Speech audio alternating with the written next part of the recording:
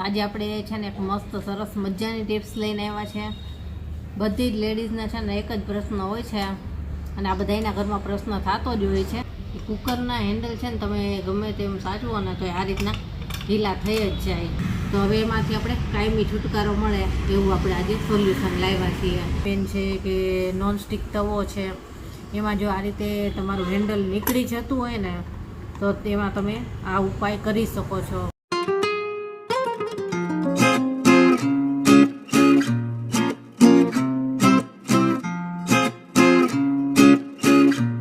જય શ્રી કૃષ્ણ, કેમ છો બધા? મજામાં જશો. આજે આપણે છે ને એક મસ્ત સરસ મજાની ટિપ્સ લઈને આવ્યા છે. બધી જ લેડીઝના છે ને એક જ પ્રશ્ન હોય છે અને આ બધાના ઘરમાં પ્રશ્ન થતો જ હોય છે કુકર વિશે. કુકરના હેન્ડલ છે ને તમે ગમે તેમ સાચવો ને તો આ રીતના ઢીલા થઈ જ જાય. ગમે એટલી વાર ફિટ કરો ને તો એ ઢીલા થઈ જ જતા હોય છે. તો મારે છે ને આમાં એવો જ પ્રોબ્લેમ થાય છે. આને હું ડિસમિસથી ઘણી વખત ફિટ કરું છું તો આ છે ને ઢીલું જ થઈ જાય છે, પણ એવું થાય જ નહીં. એના માટે આપણે આજે મસ્ત ટિપ્સ લઈને આવ્યા છીએ અને એ તમારે ઘરમાં પડી છે ને એ વસ્તુથી થઈ જશે. તો આમાં બંને હેન્ડલ જો એ ટાઈપના થઈ ગયા છે. આને છે ને મારે ફિટ કરવું જ પડે થોડા સમયે. તો હવે એમાંથી આપણે કાયમી છુટકારો મળે એવું આપણે આજે સોલ્યુશન લાવ્યા છીએ. તો શું કરવાનું છે જુઓ. તો આપણે જરૂર પડશે એક ડિસમિસની અને એક નેઇલ પોલિશની. તો આપણે નેઇલ પોલિશની જરૂર પડશે, એક જે નકામી થઈ ગઈ હોય ને એવી. અને જો આવી થઈ ગઈ હોય ને ઘાટી, કે નેઇલ પોલિશ કરી ન શકાય પણ આવી ઘાટી થઈ ગઈ હોય ને એવી નેઇલ પોલિશનો આપણે ઉપયોગ કરવાનો છે આમાં. હવે શું કરવાનું છે એ જોઈ લ્યો. તો સૌથી પહેલાં છે ને આનો જે આ બોલ્ટ હોય છે એ કાઢી લઈશું આપણે ડિસમિસની મદદથી. આ છે ને ગમે એટલી વાર હું ફિટ કરું છું ને પણ એ ઢીલું જ થઈ જાય છે. એટલે આજે જે આપણે કરશું ને એ વસ્તુથી પછી એવું નહીં બને.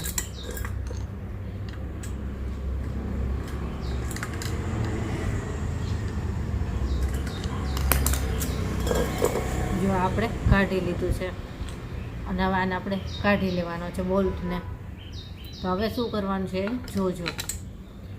તો આ બોલ્ટના જે આટા છે ને આરિયા એની ઉપર આપણે નેલ પોલિશ લગાવવાની છે. આ નેલ પોલિશ એકદમ ઘાટી છે. ઘાટી નેલ પોલિશ હોય ને એ જ લેવાની, પાતળી નહીં. એક વખત તમે આ ઉપાય કરશો ને પછી તમારે કુકરનું હેન્ડલ જો ને ક્યારેય નીકળશે નહીં. એકદમ સરસ રીતે ફિટ થઈ જશે. આ આખા ઉપર આપણે લગાવી લેવાનું છે છેક સુધી આ રીતે.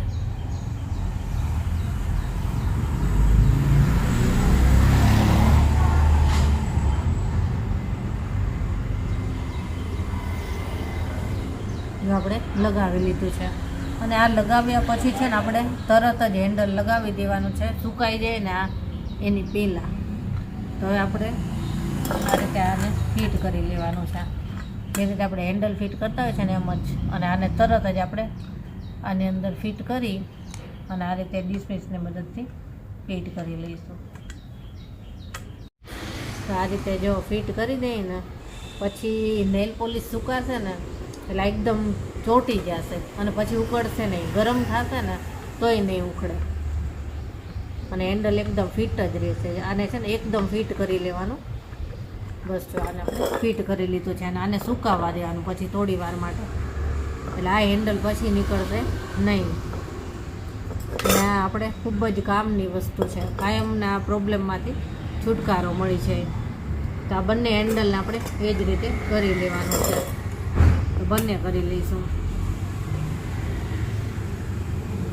તો આ જ રીતે તમે છે ને તમારે કોઈ પણ આવા સ્ક્રૂવાળા હોય ને પેન કે ફ્રાય પેન છે કે નોનસ્ટિક તવો છે, એમાં જો આ રીતે તમારું હેન્ડલ નીકળી જતું હોય ને તો તેમાં તમે આ ઉપાય કરી શકો છો. પછી ક્યારેય હેન્ડલ નહીં નીકળે. અથવા તો કોઈ ડબ્બાની ઉપર તમારે એ રીતનું હોય, પકડીને ડબ્બો ખોલી શકો એવું હેન્ડલ હોય તો એમાં નીકળી જતું હોય તો એમાં પણ તમે આ વસ્તુ કરી શકો. તો આપણે ઢાંકણના હેન્ડલમાં પણ એ જ રીતનું સોલ્યુશન કરી લઈએ. આ છે ને થોડીક ઝડપ રાખવી પડે લગાવવામાં. લગાવી અને તરત જ એને ફિટ કરવાનું. જો સુકાઈ જાય ને તો પછી ફિટ ન થાય, એ પ્રશ્ન થાય. એટલે ફટાફટ આપણે જેવું આ લગાવી લઈએ ને નેલ પોલિશ એટલે તરત લગાવી જ દેવાનું.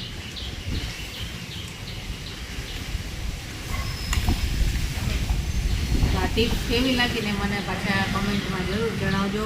અને જો મારી ટિપ્સ આ પસંદ આવી હોય ને તો મારા વિડીયોને છે ને લાઈક, શેર અને કમેન્ટ જરૂર કરજો. આ આપણે ઢાંકણમાં પણ લગાવી દીધું છે. જો હવે આ હલશે પણ નહીં, સુકાઈ જાય ને પછી એને સુકાવા દેવું પડશે થોડી વાર માટે, પછી નહીં હલે. જો આ ફિટ થઈ ગયું, હવે ન હલે, એકદમ સરસ ફિટ થઈ ગયો, ચોંટી જાય નેલ પોલિશના કારણે. તો આ ટિપ્સ કેવી લાગી કહેજો મને. અને હવે કુકરની જ આપણે બીજી ટિપ્સ બતાવું છું તમને, કે આપણે ઘણી વખત છે ને દાળ બાફવા મૂકીએ ને એટલે ઉભરાય અને બધું બહાર આવતું હોય છે, અને આપણું કિચન ખરાબ થતું હોય છે, ગેસ આખો બગડે અને બધું આખો પ્લેટફોર્મ ખરાબ થતું હોય. તો એવું ન થાય એના માટે શું કરવાનું છે ને, એના માટે બહુ સરસ ટિપ્સ છે આ. તો એના માટે આપણે તેલ લેવાનું છે. તમે કોઈ પણ જે કુકિંગમાં વાપરતા હોય ને એ તેલનો આપણે ઉપયોગ કરીશું. એ તેલને છે ને આપણે અહીંયા રિંગની ઉપર લગાવી દેવાની છે, અહીંયા બધે. અને આ ઢાંકણની બોર્ડર હોય ને અહીંયા, ઢાંકણની આખી બોર્ડર ઉપર અને રિંગ ઉપર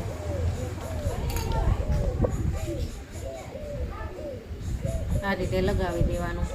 અને ખાસ છે ને અહીંયા લગાવવાનું, આ વાલ્વ ઉપર આ રીતે તેલ લગાવી દેવાનું બધે જ, અંદરની સાઈડ બધે. અને પછી આને આપણે જ્યારે દાળ બાફીએ ને ત્યારે ઢાંકવાનું. આ કરશો ને તમે એટલે ક્યારેય દાળ છે ને ઉભરાઈને બહાર નહીં આવે અને કિચન ખરાબ નહીં થાય. તો આપણી બીજી ટિપ્સ હતી. અને હજી એક ટિપ્સ તમને કહી દઉં કે ઘણી વખત છે ને રિંગ જૂની થોડી થઈ જાય તો ઢીલી થઈ જતી હોય છે, અને રિંગ ઢીલી થઈ છે ને એટલે કુકરમાં સીટી નથી થતી હોતી. તો તેના માટે સરસ આપણે ટિપ્સ છે કે કુકરની રિંગ છે ને એને 5 કે 10 મિનિટ તમે ફ્રીઝરની અંદર મૂકી દો. ફ્રીઝરમાં બરફનું ખાનું હોય છે ને એમાં 10 મિનિટ મૂકશો ને અને પછી યુઝ કરશો ને એટલે તમારે તરત સીટી થશે. રિંગ છે ને થોડી કડક થઈ જશે એટલે વાંધો નહીં આવે. અને એના માટે પાછી બીજી પણ એક ટિપ્સ છે કે તમે જો ખાલી રિંગને પાણીમાં પલાળી અને પછી લગાવશો ને તોય સીટી થવામાં વાંધો નહીં આવે, રિંગ ઢીલી પડતી હોય ને ત્યારે. તો આપણી આ કુકર વિશેની જ આજની ટિપ્સ તમને કેવી લાગી મને જરૂર જણાવજો. અને જો મારી આજની આ બધી ટિપ્સ તમને સારી લાગી હોય તો વિડીયોને લાઈક જરૂરથી કરી દેજો. તો ચાલો ફરી મળીશું આવા જ નવા વિડીયો સાથે. ત્યાં સુધી બધાને જય શ્રી કૃષ્ણ.